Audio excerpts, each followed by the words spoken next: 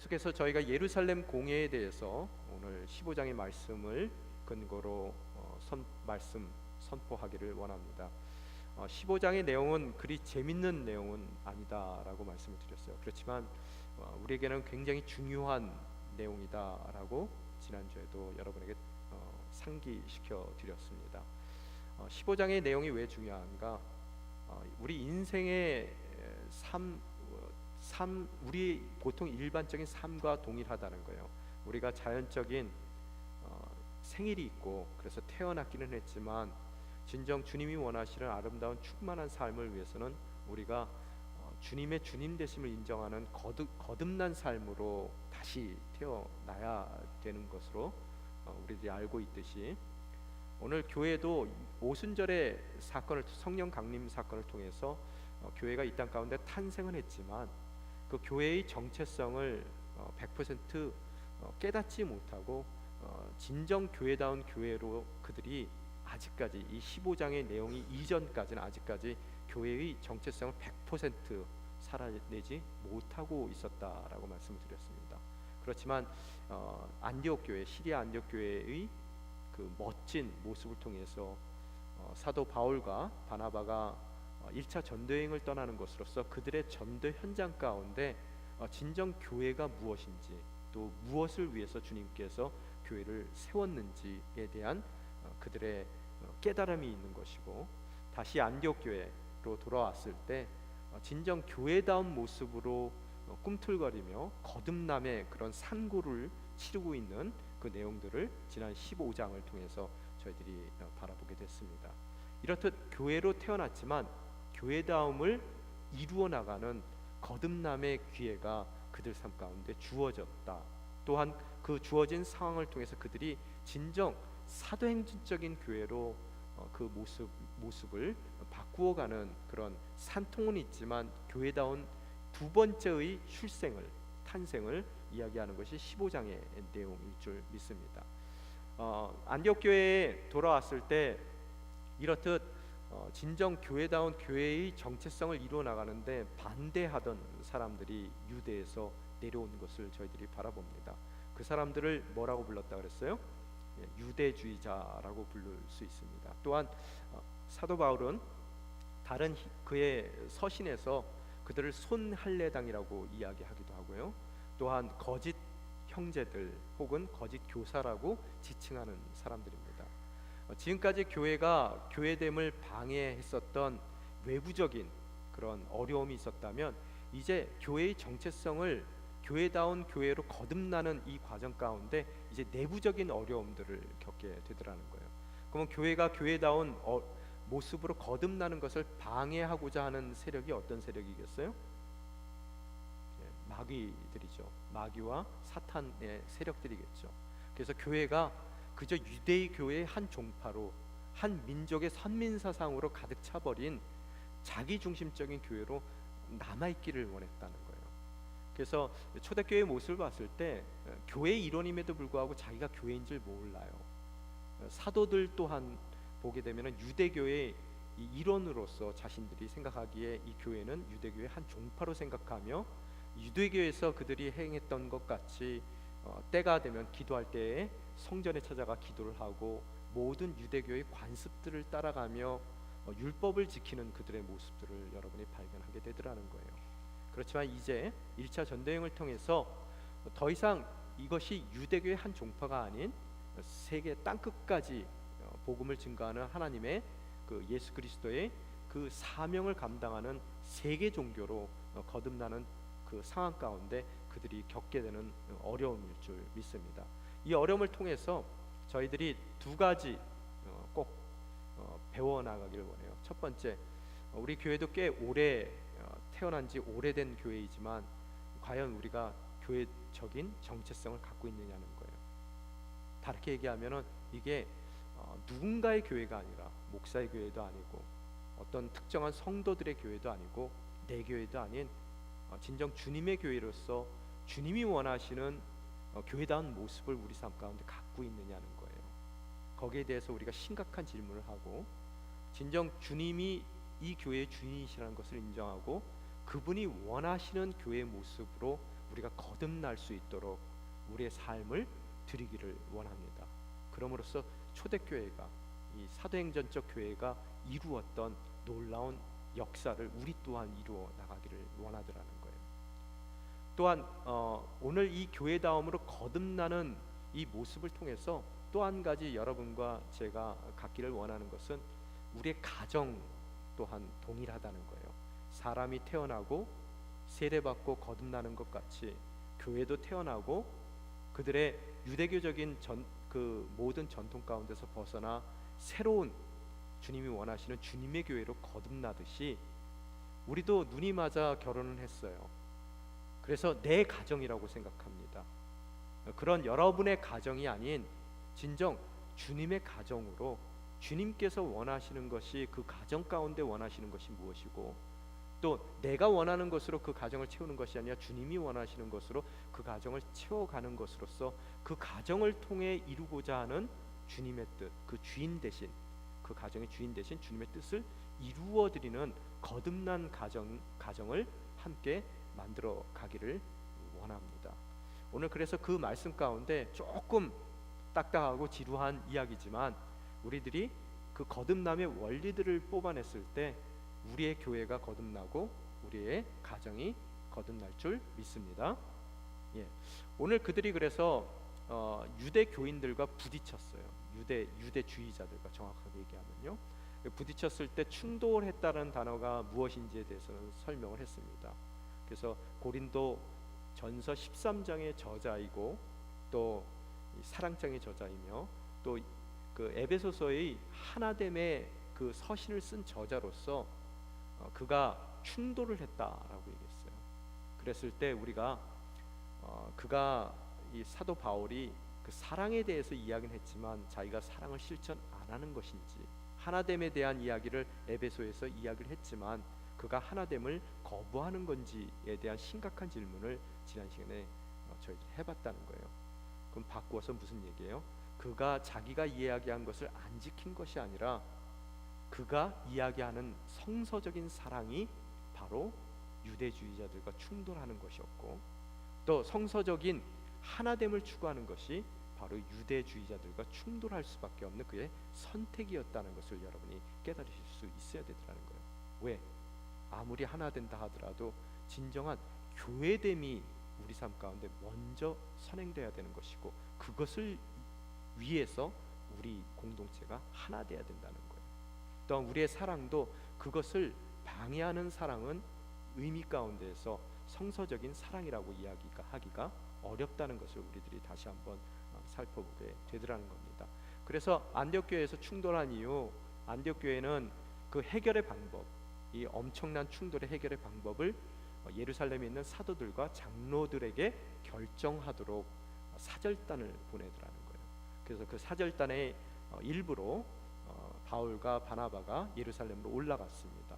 그래서 그들은 환영받게 되고, 또 환영받은 직후에 그들은 진정 그들의 삶을 통해 1차 전도여행 동안에 하나님께서 어떻게 유대교를 넘어서 이방 사람들에게까지 하나님의 은혜의 손길, 구원의 손길을 펼쳐주시는지를 그들이 보고했다라고 지난 시간 함께 말씀을 나눴습니다.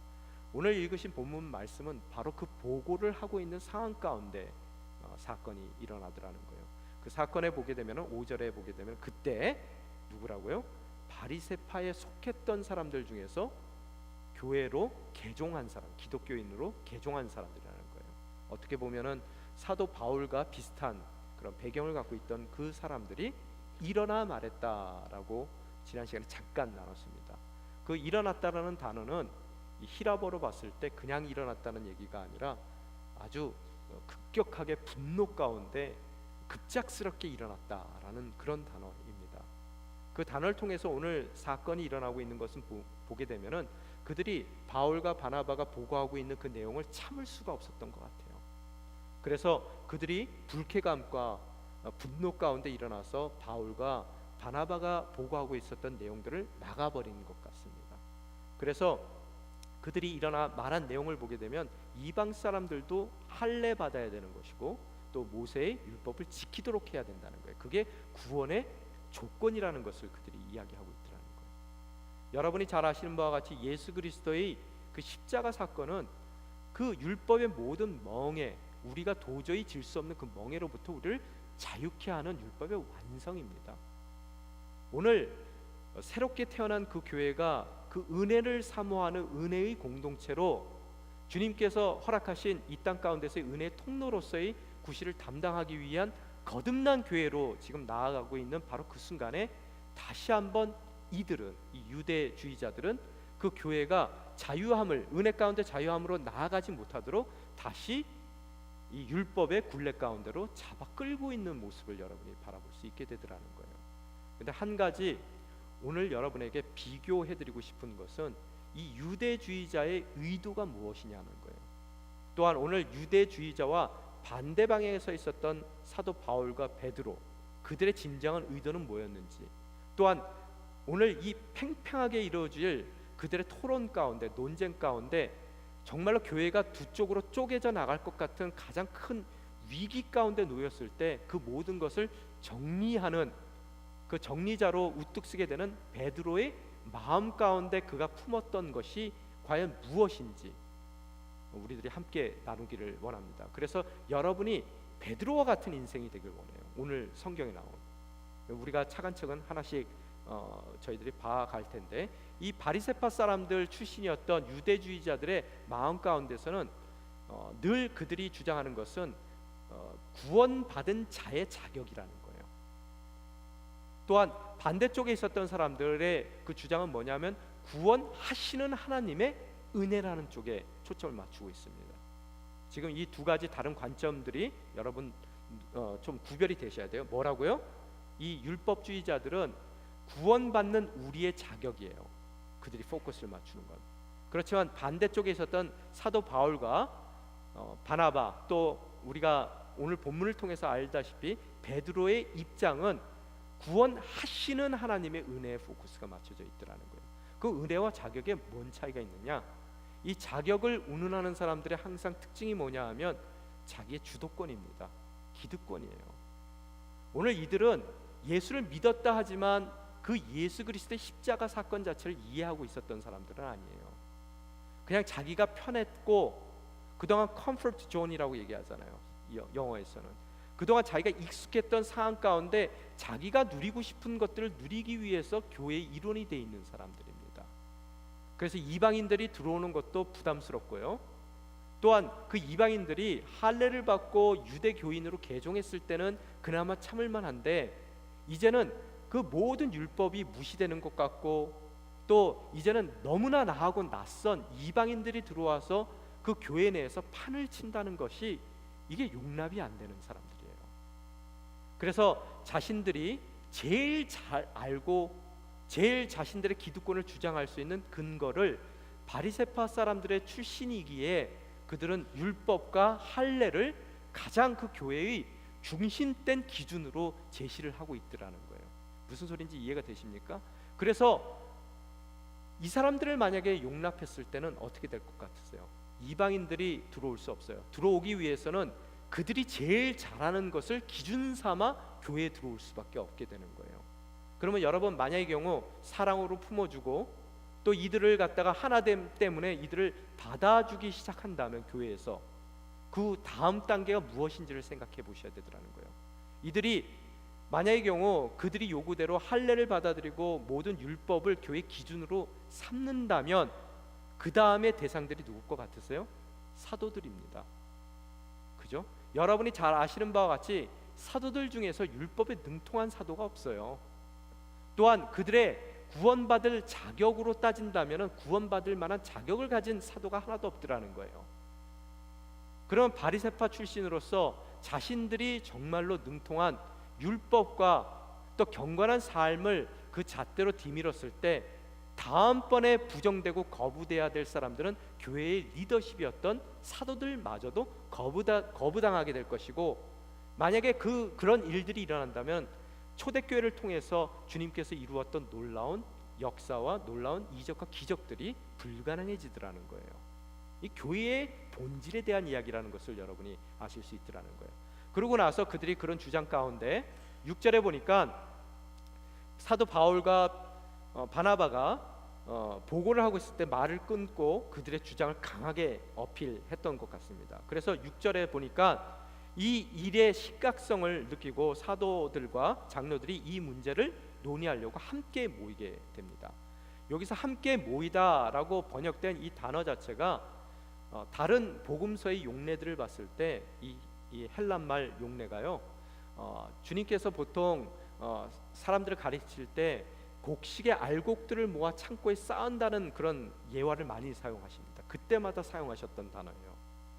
그래서 이것은 사도들과 장로들이 모였다라는 이야기보다는 사도들과 장로들이 주체가 돼서 알곡을 모으듯이, 창고에 쌓기 위해서 알곡을 모으듯이 많은 이 할례 문제에 관심을 갖고 또 교회 가운데에서 교회의 그런 모든 교회의 그런 정치에 관심이 있었던, 뭔가 결정되는 일에 대해서 충분히 관심을 가졌던 모든 사람들을 다 알곡 모으듯이 그 공회의 자리로 모아들였다라고 여러분이 보시면 됩니다.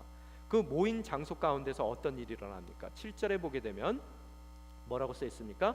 오랜 시간 동안 토론한 끝에 라고 나와요. 우리말 성경에서는 오랜 시간 토론했다라고 써 있지만 한글 개역개정에서는 많은 논쟁이 있었다라고 표현되어 있습니다. 또한 어떤 다른 성경들을 보면 격렬한 토론이 있었다라고 표현을 해요.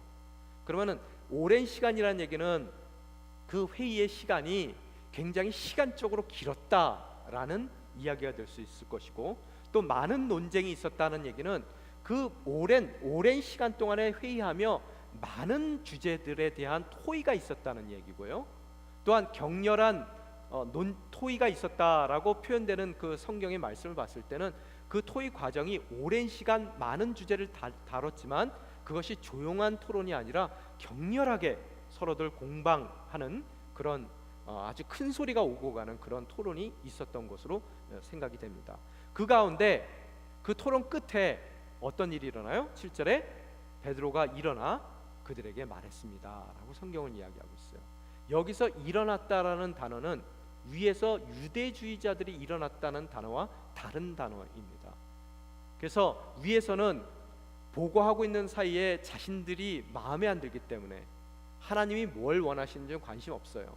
그저 내가 원하는 교회가 돼야 된다라고 생각하는, 내 주도적인 내 교회가 돼야 된다고 생각하는 그들이 진정 하나님께서 그 바울과 바나바를 통해서 이루었던 그 은혜의 일에는 관심 없고 말을 끊어버리고 그들의 주장을 한 반면, 오늘 베드로가 일어났다는 이 단어는 그냥 일어났다는 뜻이에요.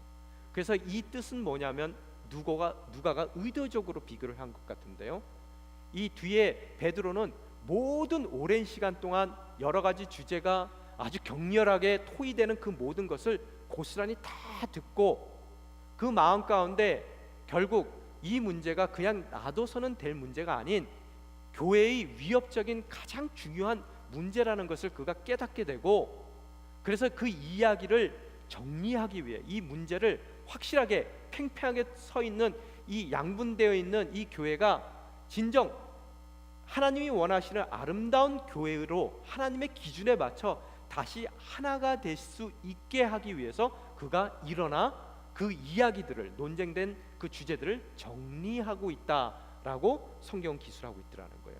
자, 여기까지 상황이 이해가 됐습니까? 그러고 나서 그가 이야기합니다. 베드로가 이야기합니다. 뭐라고 얘기합니까? 7절 마지막 중간 부분에 형제들이여, 여러분도 알다시피 얼마 전에 하나님께서 여러분 가운데 나를 선택해 이방 사람들도 내 입술을 통해 복음의 말씀을 듣고 믿게 하셨습니다 라고 그가 말문을 열더라는 거예요. 근데 오늘 선택이라는 단어를 사용합니다. 그가 오늘 그 선택이라는 단어는 내가 잘나서 선택했다는 게 아니에요. 하나님께서 이미 이 사건을 위해서 오래전에, 아마 그가 지금 열거하고 있는 이 사건은 10장에 나왔던 고넬료 가족의 믿음의 사건일 거예요.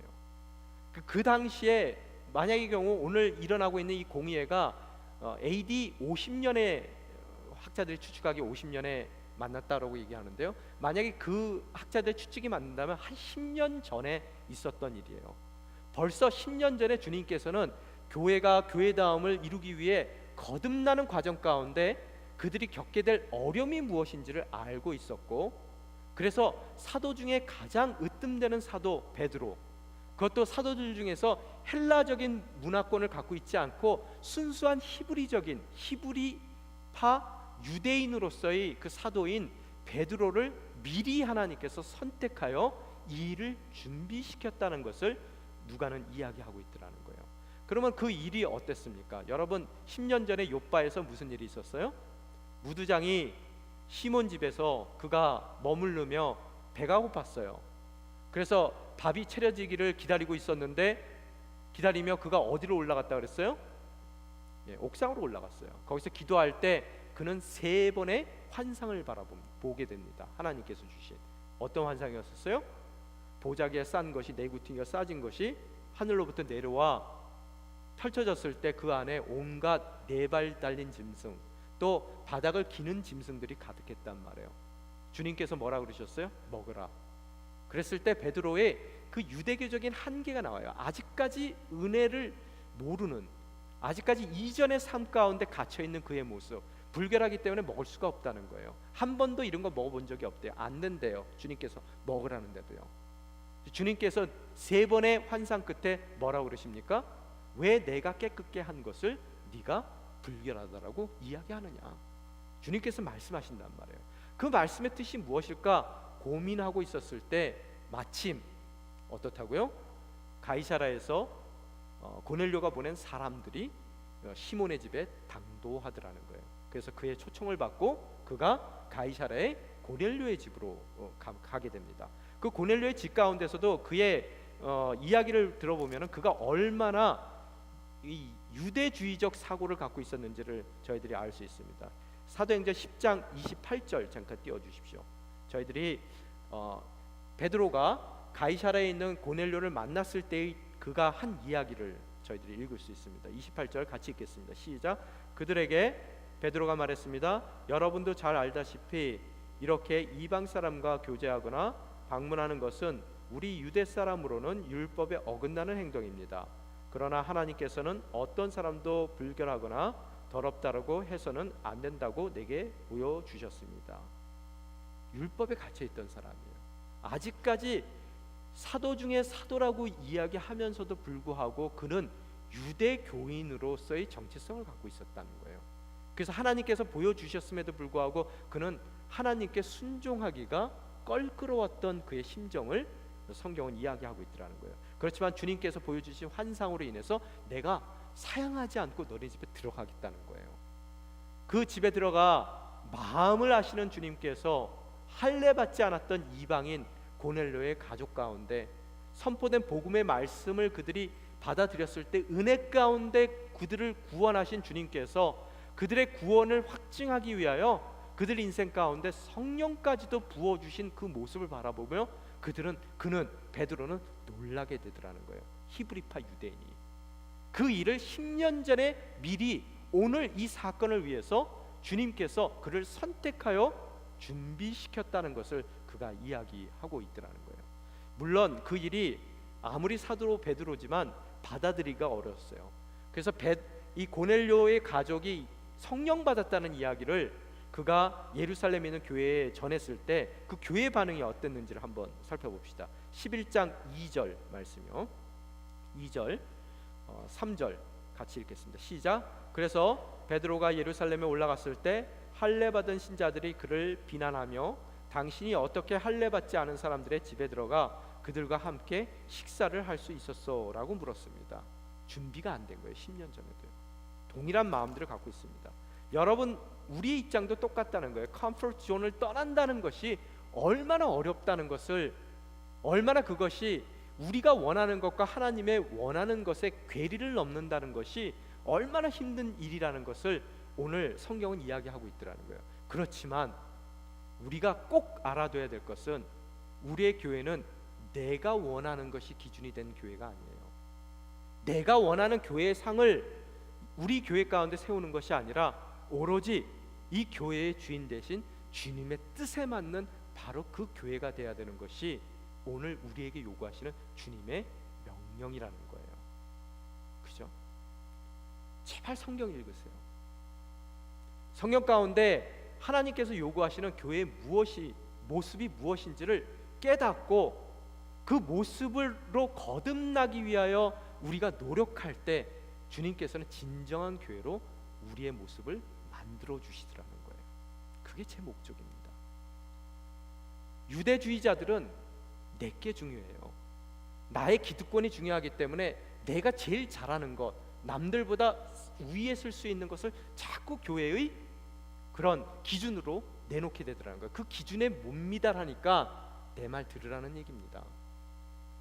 그렇지만 교회는 그 유대주의자들 몇 사람의 기준에 의해서 교회의 모습을 갖춰가는 것이 아니라 오로지 내가 원치 않는 모습이라 하더라도 주님께서, 교회의 주님 대신 주님의 요구에 순종하는 바로 그 교회의 모습을 만들어가는 것이 우리의 진정한 모습일 줄 믿습니다. 오늘 그 토론이, 이 장로들을 모으고 그 토론이 일어났더라는 거예요. 그래서 자기의 그 경험담을 이야기하는 거예요. 10년 전에 경험한 거 보니까 나도 율법이 지켜져야 되는 거라고 생각했고 할례 받아야 된다고 생각했고 우리가 유대교의 한 종파라고 생각했지만 그 일을 겪어보니까 할례 안 받은 사람도 예수님께서 믿음으로 얼마든지 은혜 가운데 구원하시되 내가 그걸 받잖아. 그래서 너희들에게도 다 얘기를 했잖아 라고 이야기하는 것으로 그가 사도 바울과 바나바의 입장 가운데 자신의 그 입장을 실어주더라는 거예요. 그래서 오늘 그 사건이 일어나게 되니까, 그 일이 일어나게 되니까 그 상황 가운데 일어났던 반응이 12절 한번 띄워주십시오. 그의 모든 그런 정리되는 그런 선포가 끝난 이후에 어떤 일이 일어났습니까? 12절, 온 회중이 조용해지며 바울과 바나바가 하는 말에 귀 기울여 들었습니다. 어떻다고요? 그렇게 맹렬하게 서로를 공격하고 토론하고 오랜 시간 동안 고성을 지르며 서로 왔다 갔던 그 모든 그 분열의 그 상황이 그의 단 몇 마디에 의해서 상황 종료가 돼버리더라는 거예요. 왜 그렇습니까? 그의 간증 때문이에요? 그가 경험한 그 말씀의 몇 마디 내용 때문입니까? 바로 그 내용을 얘기한 사람이 사도 베드로기 때문이에요. 오늘 여러분, 이 지금 새로운 교회로, 교회다운 교회로 거듭나는 이 산곡 가운데 갖게 되는 그 분열 가운데서 그 분열을 종식시키는 것이 첫 번째 베드로가 이야기한 그 이야기의 내용일 수도 있어요. 내가 겪어보니까 이렇더라. 근데 그거보다 더 중요한 것은 베드로 자신이라는 거예요. 여러분이 누가가 얘기하고자 하는 그 이야기하지 않는 무건의 메시지를 여러분이 들으셔야 된다는 거예요. 그가 경험한 것도 누군가의 자격이 아니라 자격 없는 고넬료가 복음을 받아들였을 때 마음을 아시는 하나님께서 그에게 구원을 허락하고 그 구원에 허락된 구원의 그 확증으로 성령을 부어주신 그 사건도 중요하지만, 그가 얘기한 사건도 중요하지만, 여러분 오늘 베드로의 한마디 때문에 이 모든 일이 종료될 만큼 그에게 사도적인 권위가 있었다는 거예요. 베드로가. 근데 여러분, 베드로가 사도적인 권위를 가질 만한 자격이 있는 사람이라는 것을 여러분이 물으셔야 된다는 거예요. 베드로는 어떤 사람입니까? 지금 이 공의회에 있는 사람들의 수준을 한번 바라보세요. 굉장히 바리새파 출신의 사람들이 득실거리고 있습니다. 그 사람들은 종교적인 부분, 또 신앙적인 부분에서는 이 베드로보다는 훨씬 뛰어난 사람들이에요. 인간적인 자격으로 훨씬 뛰어납니다. 아마 공의회에 모여든 사람 중에서 행정가들도 있었을 거예요. 또한 가진 것이 많아가지고 사람들에게 존경받던 사람들도 있을 거라는 거예요. 근데 베드로는 뭐냐는 거예요.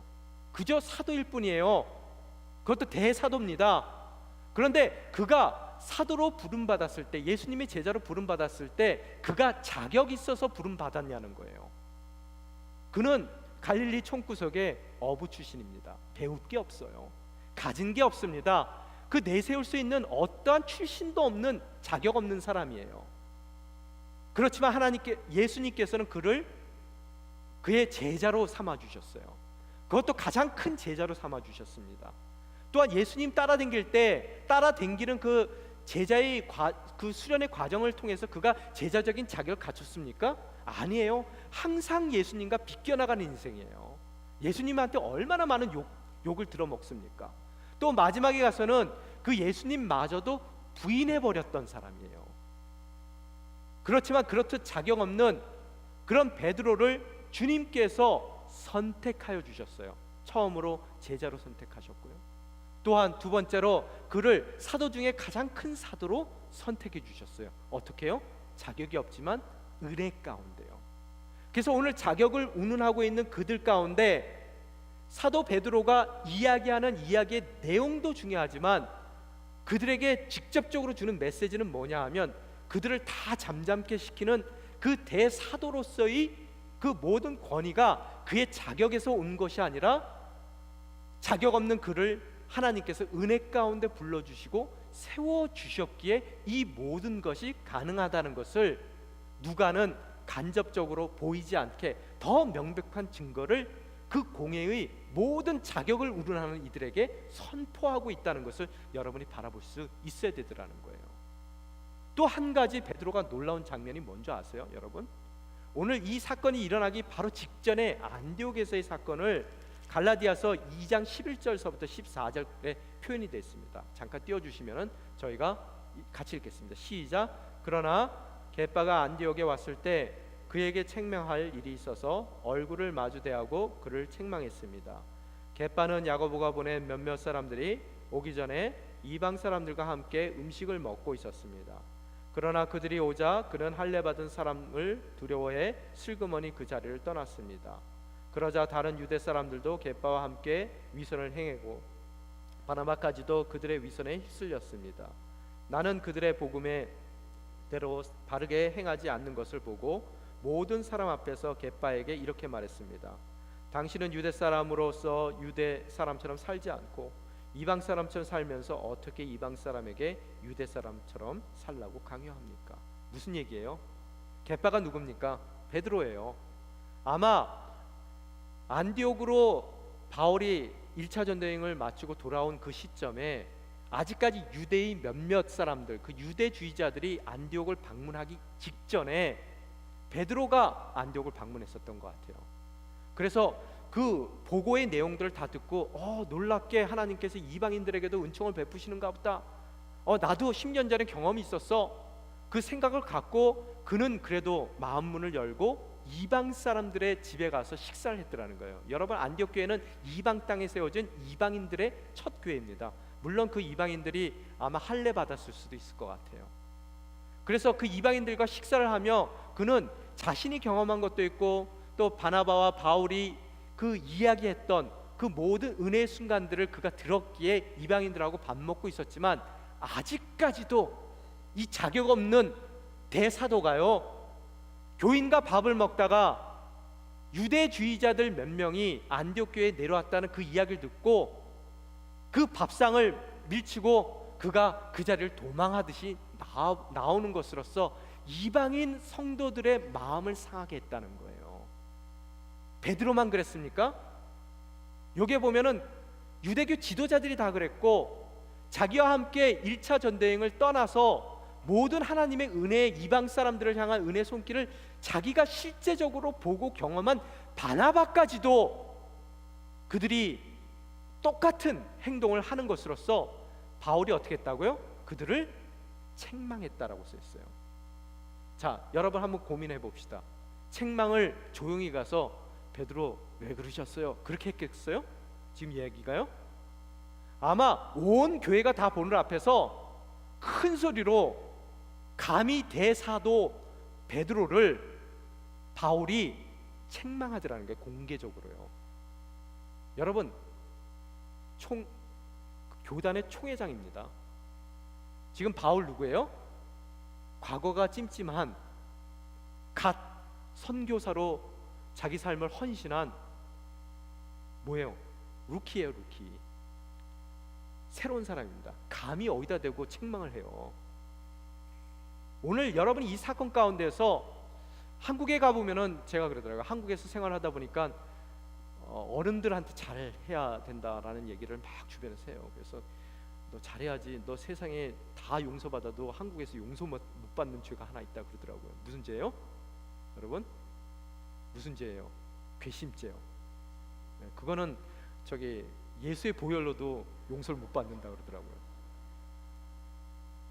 여러분 한번 생각해 보세요. 히브리 사람들이 굉장히 항구적인 정서를 갖고 있거든요. 그럼 여러분이 베드로 입장 가운데서 공개적으로 저놈한테 책망을 들었어요. 기분이 좋아요, 나빠요? 나쁘죠. 괘씸한 놈. 그렇지만 한편으로 10년 전에 겪었던 사건을 알아요. 또한 그들을 통해서 하나님께서 어떠한 교회를 이루어 나가실 것인가라는 것을 너무나 명백하게 피부로 느꼈어요. 근데 아차하는 순간에 내가 실수했어요.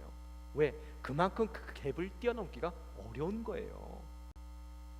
그래서 책망을 듣고 기분은 나쁘고 괴롭지만, 만약의 경우 그 베드로가 그 기분 나쁜 것을 갖고 있었다가 오늘 이 공의회가 벌어지는데 여러분 격렬하게 붙었어요. 반반으로 나눠졌습니다. 그 상황 가운데 저 고약한 저기 바울놈, 네가 나한테 그랬었지? 내가 한번 너 본때를 보여주겠어. 그래서 그 자기의 그 괘씸한 마음 때문에 만에 하나 하나님이 원하시는 교회의 모습이 무엇인지 알고 있음에도 불구하고 그가 바울을 혼내주기 위해 반대편에 섰더라면 어떻게 됐겠을까요? 초대교회는 존재하지 않을 겁니다. 오늘 초대교회가 존재하지 않았다면 우리 또한 존재할 수가 없었을 거예요. 오늘 이렇듯 자신의 부끄러움과 퍼블릭하게 그런 부끄러움을 당했단 말이에요. 그 부끄러움에 그런 모든 모습이 있고 자기의 개인적인 부정적인 마음이 틀림없이 있었을 법한 그 삶임에도 불구하고 그는 하나님의 교회예요. 하나님이 원하시는 그 교회의 모습을 지녀야 될 것이라는 것에 대한 그런 청지기로서의 사명이 있기에 그는 어떻다고요? 담대히 바울과 바나바의 편에 쓰라는 거예요.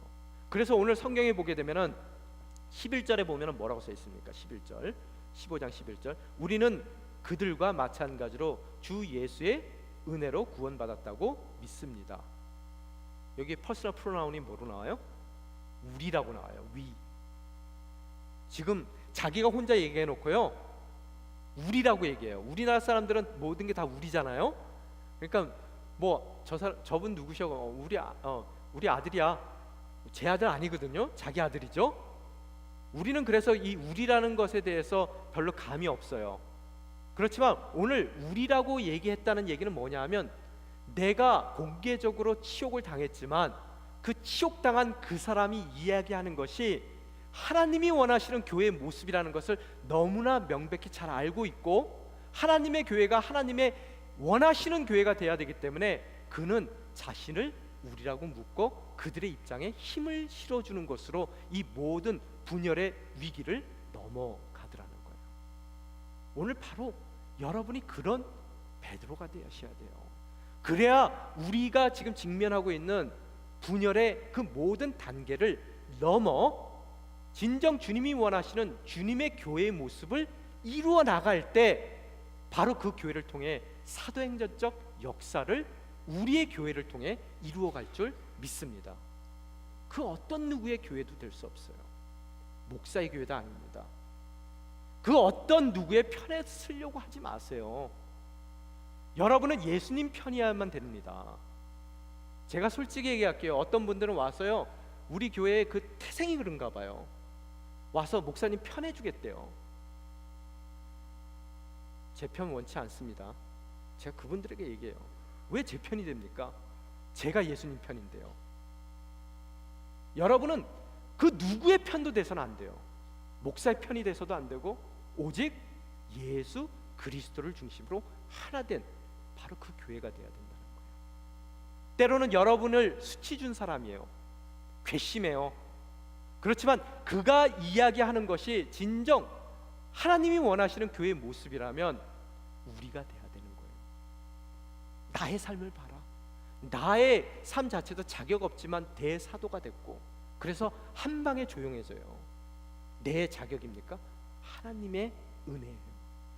또 내가 선택받아서 처음으로 10년 전에 경험했던 모든 사건을 통해서 하나님께서 나에게 은혜 베풀어 주셨듯 이방인들에게 은혜 베푸신다는 것을 깨닫고, 이제는 유대교의 한계를 넘어 세계 종교로 진정한 교회로 거듭나는 이 과정 가운데 나랑 불편한 관계 가운데 있다 하더라도 그들의 말이 주님의 말씀이라는 것을 깨닫고 그 자리에 함께 해주는 베드로를 통해 진정한 거듭난 교회 모습을 이루어 나가더라는 거예요.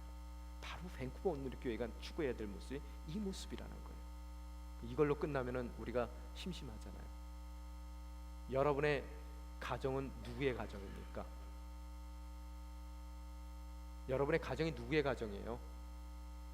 내 가정이고 우리 가정이에요? 하나님의 가정입니다. 잊지 마세요.